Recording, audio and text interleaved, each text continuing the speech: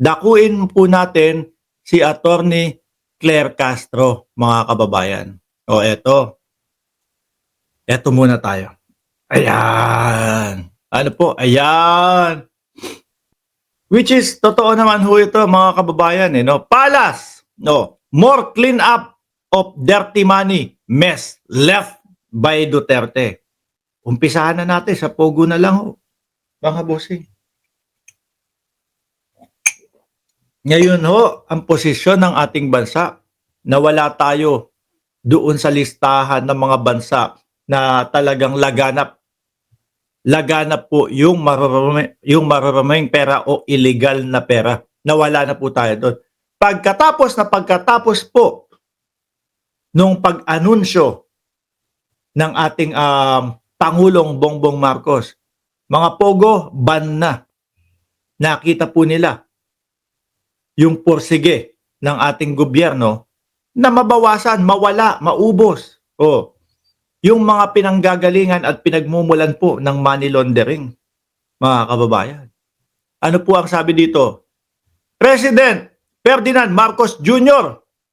will continue to clean up the mess. Dami naman po talaga. No? Shiro Kansaki. And Lolita Sanchez. President Ferdinand Marcos Jr. will continue to clean up the mess left behind by his predecessor, which led to the inclusion of the Philippines on the watch list of a nation with poor countermeasures against the flow of dirty money. No? Before the country was delisted by the Financial Action Task Force o FATF last week, Malacanang said. Maganda ho yan para sa ating bayan, mga boss. Biruin mo. No? Dati, nasa listahan tayo ng mga ganun. Paano po tayo pagtitiwalaan ng mga investors? Paano po tayo pagtitiwalaan? Kapag ka talaga Roque ang ko, yung simpleng pagtitiwala na lang po ang sasabihin ko, medyo nauutal pa ako. No? Simple-simple. Pagtitiwala. Paano po tayo pagtitiwalaan ng mga investors kung kalat po o laganap yung mga mararaming pera sa ating bansa? Pagtitiwala. Naisip ko kasi, sir, pag may Roque kasi pag pinag-uusapan, pag tungkol po kay Roque, yung susunod nating topic, yung mga ganyan pong word na mga pagtitiwalaan. Medyo medyo nabubulol po tayo Tingnan nyo ho, mga kababayan, yung sinabi ng dating Pangulong Duterte tungkol sa Pogo na yon, di ba maayos, malinis? Marami nagsasabi, maganda ang Pogo, isa si Jimmy Bondoc. Kung mapapatakbo ng maayos, bakit hindi napatakbo ng maayos ng dating Pangulo? Di ba? Madaming benepisyo para sa bayan ang Pogo. Nalagay tayo sa katatawanan sa buong mundo. Bakit to? Dahil yung buong mundo inaayawan yung Pogo. Samantalang sa atin, ay, sige, hali kayo. Welcome kayo dito sa amin. Ganun. Di ba? Ayan, merong mga hindi nagbabayad ng tax. Merong mga nakitang mga torture hub sa loob.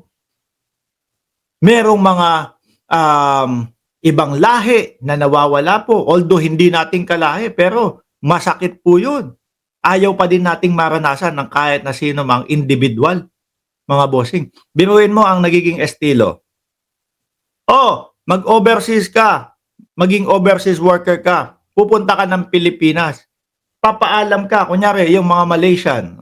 Magpapaalam ka sa pamilya mo. Ganito. Magiging casino dealer ako sa Pilipinas. Malaki kikitain natin yon.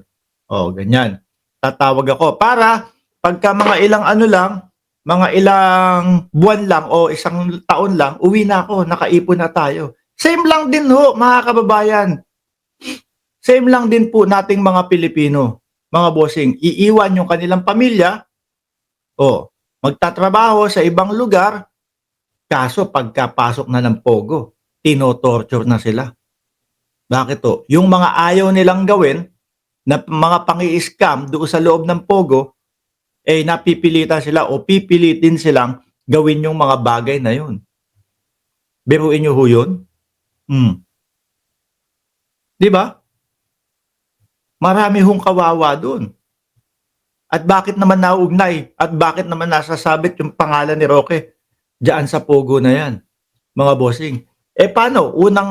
Unang pasok nila doon, ano nakita? Yung mga papeles, dokumento ni Roque, mga boss, na ano, yung mangingibang-bansa sila ni A.R. de la Serna. Sumunod, mga bank accounts. Pangatlo, yung isang Chinese national na nahuli doon sa bahay niya. O hindi kanyang pangalan. Pero nakapangalan ho sa isang PH2. Pero kung sisiyasatin mo, titignan mo yung mga pangalan kung sino yung mga nakapaloob doon, sila lang din ho. Di ho ba? Lahat yung red flag. Sabi ni Joel Depano, nandidikta si Roque. Sabi ni Gilbert Sanchez, si Roque amoy. Ay, di ko na babasahin, sir, ha? Oh. Yan mga yan ho, mga kababayan. Eh, isa po yan sa mga dahilan kung bakit imbis na paangat na agad tayo yung mabilisang proseso o mabilisan ang pagkilos ng gobyerno, nakakaantala pa ho itong mga to. Nakakaantala po yung mga naging resulta po nung habang nanunungkulan ang dating Pangulong Duterte. Imbis na rekta tayo, sige, gawan na natin ang paraan. Okay, ayusin na natin to. No? Hindi.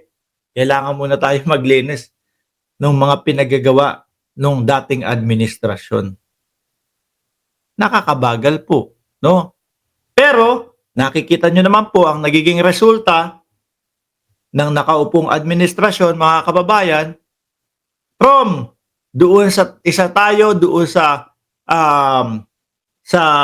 kumbaga, pinaka malaki o pinakamadaming money laundering na nangyayari, nawala na po tayo sa listahan nila.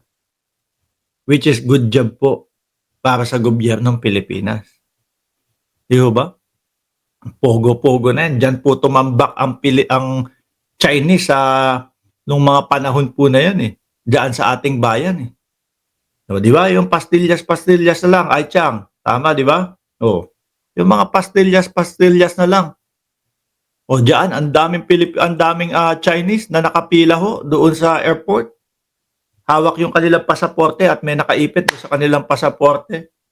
Oh, magtataka ka pa, kailan ho nangyari yan? Panahon ho ng dating Pangulong Duterte.